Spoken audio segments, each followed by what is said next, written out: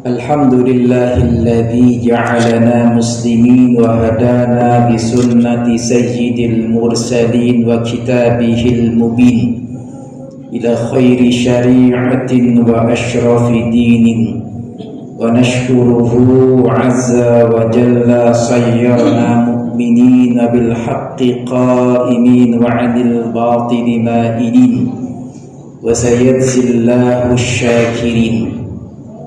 فهنيئا لمن شكر وويل لمن كفر والله غني عن العالمين ونشهد أن لا إله إلا الله وحده لا شريك له الملك الحق المبين ونشهد أن سيدنا ونبينا محمدا عبده ورسوله إمام المتقين خاتم الأنبياء والمرسلين أسوة للمحسنين المبعوث رحمة للعالمين اللهم صل وسلم وكرم وعظم على هذا النبي الكريم صاحب الخلق العظيم الصراط المستقيم سيدنا ونبينا وحبيبنا وشفيعنا وقدوتنا ومولانا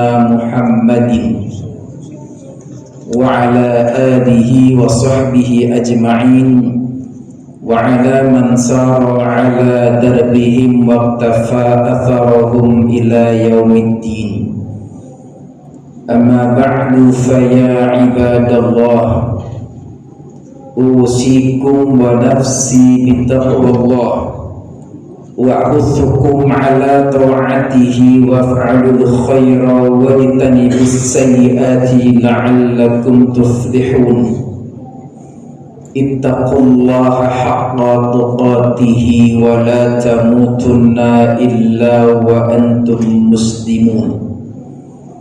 يقول الله سبحانه وتعالى في محكم كتابه المبين وهو أصدق القائلين. أعوذ بالله من الشيطان الرجيم. بسم الله الرحمن الرحيم. يا أيها الذين آمنوا لا تلهكم أموالكم ولا أولادكم عن ذكر الله ومن يفعل ذلك فأولئك هم الخاسرون. وقال النبي صلى الله عليه وآله وسلم كن في الدنيا كأنك غريب أو كعابر السبيل متفق عليه.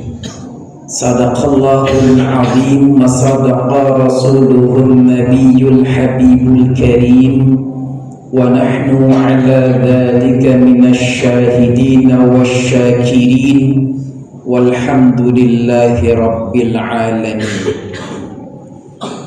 Ma'asyiral muslimin, hadirin jamaah sidang Jum'ah Masjid Baitul Hasib rahimakumullah.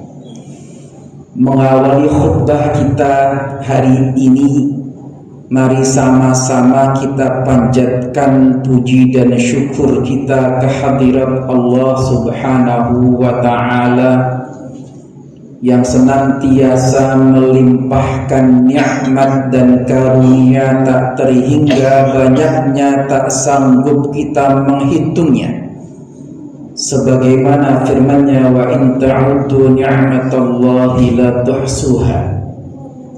Terutama nikmat iman, nikmat Islam, nikmat sehat wal afiat, nikmat panjang umur, nikmat kesempatan dan kemauan, sehingga dengan nikmat-nikmat tersebut kita bisa hadir di tempat yang mulia di rumah Allah Subhanahu wa ta'ala untuk melaksanakan salah satu kewajiban kita di hari Jum'ah, melaksanakan sholat Jum'ah secara berjamaah. Besar harapan kita mudah-mudahan dengan mensyukuri nikmat Allah Subhanahu wa ta'ala Allah berkenan menambah, menjaga, memelihara nikmat-nikmat yang telah diberikan kepada kita. Dan semoga amal ibadah kita yang telah, sedang, dan akan kita lakukan, baik yang fardu yang sunnah, baik tasbih kita, tahmid kita, takbir kita, sadaqah kita, i'tikaf kita, doa kita, semua amal soleh kita dikabul Allah subhanahu wa ta'ala. Amin ya rabbal alamin. Salawat dan salam semoga tercurahkan kepada baginda Nabi Muhammad sallallahu alaihi wasallam, kepada keluarga dan sahabatnya yang senantiasa istiqamah menjalankan sunnahnya. Mudah-mudahan kita termasuk di dalamnya, dan mudah-mudahan kita termasuk umat Nabi Muhammad sallallahu alaihi wasallam yang nanti mendapat syafaat baginda Rasulullah sallallahu alaihi wasallam. Amin ya mujibas sa'ilin. Ma'asyiral muslimin, hadirin jamaah sidang Jumat rahimakumullah. Dalam kitab Tanbihul Ghafilin, Al-Imam Abu Sa'id Al-Hasan bin Abil Hasan Yasar, atau yang kita kenal dengan Imam Hasan Al-Basri, seorang tabi'in besar yang ibunya menjadi pembantu Ummu Salamah, istri baginda Rasulullah sallallahu alaihi wasallam, seorang ulama di kalangan tabi'in yang ahli Quran, ahli hadis, ahli tafsir, ahli fikih, ahli tasawuf. Beliau Imam Hasan Al-Basri meriwayatkan hadis dari sahabat Jabir bin Abdullah dari baginda Rasulullah sallallahu alaihi wasallam. Baginda Rasul bersabda, "Al-mu'minu baina makhafataini, baina ajalin qad madha la yadri ma Allahu sani'un bihi, wa baina ajrin qad baqiya la yadri ma Allahu qadin fihi, falyatazawwadil 'abdu min nafsihi li nafsihi wa min dunyahu li akhiratihi, fawalladhi nafsu Muhammadin biyadihi ma ba'dal mauti min musta'tabin, wa ma ba'da dunya min darin illal jannata awin nar." Kata baginda Rasulullah sallallahu alaihi wasallam, kondisi orang mukmin itu selalu di dalam dua kekhawatiran. Kekhawatiran yang pertama, orang mukmin khawatir dengan waktu masa yang ia lewati, yang ia tidak tahu dengan masa waktu yang ia lewati, dengan segala amal perbuatan yang telah ia lakukan. Dia tidak tahu apa yang Allah perbuat dengan amal yang telah ia perbuat. Apakah Allah menerima amal ibadahnya atau Allah menolak amal ibadahnya? Atau tidak tahu dengan kemaksiatan yang ia lakukan, apakah Allah subhanahu wa ta'ala akan menyiksa yang bersangkutan atau mengampuni segala dosa kemaksiatan yang ia lakukan? Inilah kekhawatiran yang pertama yang terjadi dalam diri seorang mukmin. Yang kedua, kata baginda Rasulullah sallallahu alaihi wasallam, orang mukmin khawatir dengan masa yang tersisa dari umur hidupnya. Dia tidak tahu apakah sisa umurnya yang masih ia miliki, Allah subhanahu wa ta'ala akan menentukan baik akhir hidupnya. Baina ajalin qad baqiya la yadri mallahu qadin bihi. Dia tidak tahu dengan masa yang tinggal tersisa dari umurnya, apakah nanti Allah menentukan dia termasuk min ahlil khair, min ahlil jannah awin nar. Dia nggak tahu. Dan kita sebagai seorang mukmin tidak ada satupun yang bisa menjamin apakah nanti di akhir hidup kita min ahlil khair, min husnil khatimah atau su'il khatimah. Kita nggak tahu. Itulah kondisi seorang mukmin dalam kedua kekhawatiran.